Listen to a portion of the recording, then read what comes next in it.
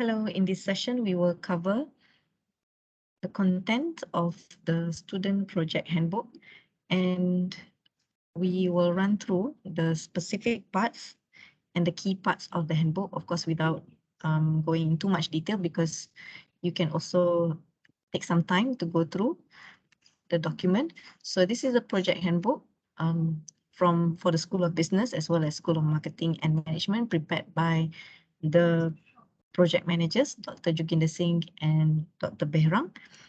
So altogether 47 pages. Looks daunting, but what we'll try to do is to unpack this in just a few minutes perhaps, yeah, to just cover the key parts. All right, so from the introduction, from the preface, I would highlight this. Yeah, please be in good contact with your supervisor and have a good relationship with your supervisor so that you are guided and you can also update your supervisor on your development. Okay, so the next part that we want to highlight is this, the table of content. We have the table of content, and I'll run through briefly as well. So in the appendix, the part that we normally refer to would be number 3 and 4 when we prepare for the parts of the investigation report and final year project. Okay, so this is the definition of project and research. So what we suggest is also have a good research book for frequent reference, because it will guide you step by step on what you need to do. Right, so that's first, the research book. Okay, so this is research proposal, etc. Okay, this is the part that we want to highlight. Okay, so what is a problem? So when you do a project, you are connecting to a problem. So the problem that relates, okay, how do you find that problem? Look at any existing problem in a company or in a business. It can be an existing problem, or it can be a problem that may happen in the future if something is not done. For example, it can also be relating to a gap, yeah, something that other people have not investigated before. That can be your research area. So that's first thing to come to mind. What are you investigating and what do you want to prove at the end of the day, at the end of the project especially? Okay, so these are some examples and rationale, etc. Okay, so this is super important. So this is in red, and I would probably highlight this again, yeah, because this is key. Yeah, what you do for example, for BRSM, if you do something for BRSM that is not related to your project, you have to consider another title for your actual project that contributes to your degree, business management or human resource management, etc. Okay, so consider that, because that will be the purpose of your project, yeah, giving value to your degree, to your course. All right, I'll just scroll down. Okay, these are the types of research, etc. So the type you choose, you can think about. So FYP manager for us, it is Dr. Juginder Singh for the business school. So that's who he is, our point of contact if we have questions about the FYP flow, etc. Okay, so let's look at the learning outcome. So this is what you have to achieve for investigation report and final year project. So there are two parts that you need to do. So the first part is investigation report that you will complete by the end of semester 1. And by the end of semester 2, you will be finishing your final year project. So you're looking at 3 chapters for the investigation report and another 2 chapters for the final year project. So what is your learning outcome? So for the investigation report, you are looking at the literature. Your focus is actually on the literature or chapter 2, yeah, meaning what is your support for your research paper, and then you are justifying your research, meaning you are doing the investigation and you have the support, academic support, which is the literature. And then we also want to know what is your research plan and if there's any ethical implication related to your research, similar to number 3. Okay, however, for the project, you have, we will focus more on data collection method and analysis. Your comparison of conceptual and empirical material. So what is conceptual material? Conceptual material would be earlier your literature, that is the conceptual bit, and then empirical will be your data. Yeah, whether you do interview or quantitative study or interview or questionnaire, for example. Yeah, so that will be your data collection. And what are the elements of research? Yeah, so what have you learned? What are the gaps that you have filled, etc. Okay, so now let's move on. So I'll move on faster. Okay, your supervisor. How would you have the interaction with your supervisor? Okay, so your supervisor is not your proofreader, but more like a guide, yeah, providing you some support, maybe checkpoints. That's why it's important to see supervisors often. Okay, so now let's look at the next part. Okay, choosing your topic. So I will highlight this part. I will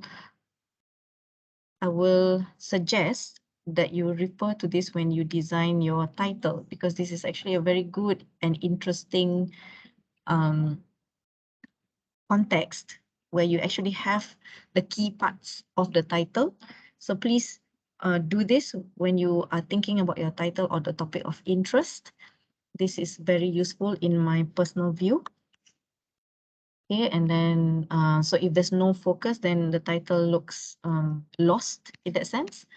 Okay, so and this is also important. It must be original, recent, contributing to the knowledge. Okay, so something new, something different, and you need to investigate it. Something that is intriguing, yeah, something that is that invokes a little bit of curiosity and interest in your title. Okay, so this is the process. Okay, there's a few processes here. And how do you monitor this process? You need to refer to your FYP calendar. This is one example of one intake's FYP calendar to intake May 2022. So this is an example. So these are your checkpoints, yeah, the briefings and the submission dates. Okay, so two key submission dates will be these two. One is the IR submission. Okay, and then the other one is FYP submission, the final year project submission. Okay, so final year project submission, and of course, after the submission, you need to do the presentation. Okay, so those are the key dates for your FYP calendar, and in between, there are a lot of other dates that you can monitor and attend, especially for the briefings. Okay, so this is the project flow. Okay, this is the plan. All right, the other part that I want to highlight is this one, Gantt chart. So this one will guide your planning. Okay, so this timeline will guide your project plan. When do you start? What part? Okay, so for example, chapter 1.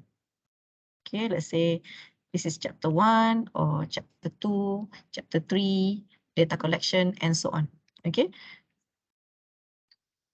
And within chapter 1, chapter 2, you can actually do subpoints. All right, and then let's say data, okay, chapter 3, and before data collection. Okay, and then you follow with data collection and so on. So this one you can actually do with Excel, and it will be reasonably fast to do. All right. Okay, now let's go to the investigation report, the IR. So cross-check with the appendix number 3. Yeah, so appendix number 3 gives you the outline. Okay, now I'll move on a bit faster because we actually just want to see the overview. Okay, so final year project. Okay, at least 10,000 words. It is long. Final year project is about 10,000. IR is about 7,000. Yeah, altogether. And then we will cross-refer to appendix number 4. Okay, for FYP. All right, now let's scroll faster. Also, these are the content in your final year project. You can read, which is as self-explanatory. Okay, so the assessment means marking rubric. How will you be marked? Yeah, so refer to the appendix number 9 for marking. So in the IR, in the individual report, we are focusing more on the design of research. In the final year project, we want to know what is your result, what is your conclusion, and what's your discussion. Okay, the submission and feedback will be online, yeah, and after that we follow with presentation of your project. So ethical guidelines will also be important. There's a form you have to fill up and declare that your research does not breach any ethical issues. Okay, so these are essential reading for your reference books that you can continuously refer. Okay, these are, okay, so the citation, make sure you follow APA. We have updated this. Okay, and then 20 references for, at least 20 references for the investigation report. And then at least 30 references for the final year report. Okay, so anything more than 5 years old are considered outdated. However, you can still argue if the content has historical reference or historical significance. Okay, so these are the appendices. So particularly refer to Appendix 4, 3, and 4 for the content of the investigation report and FYP. So this is the cover page as a sample. This is the outline of the investigation report. So this is helpful for you for reference. Content of how to structure your investigation report and how to structure your final year project. Okay, and there's also another checklist that I want to highlight that is here. So please make use of this because it is a personal reference or personal check that you have completed the parts or the tasks that you need to complete for your project. And then finally, you see at the end, the marking rubrics. Okay, so to see, this is also again a matter of self-testing or self-checking to see where you are. Are you here or are you here? Are you here or are you here? For example, yeah, so this is to self-check. And if you're not sure, talk to your supervisor about it based on your goals, etc. Talk to him or her and discuss how do you achieve the results or the aim that you want to achieve. Okay, so that's all for unpacking the final year project handbook.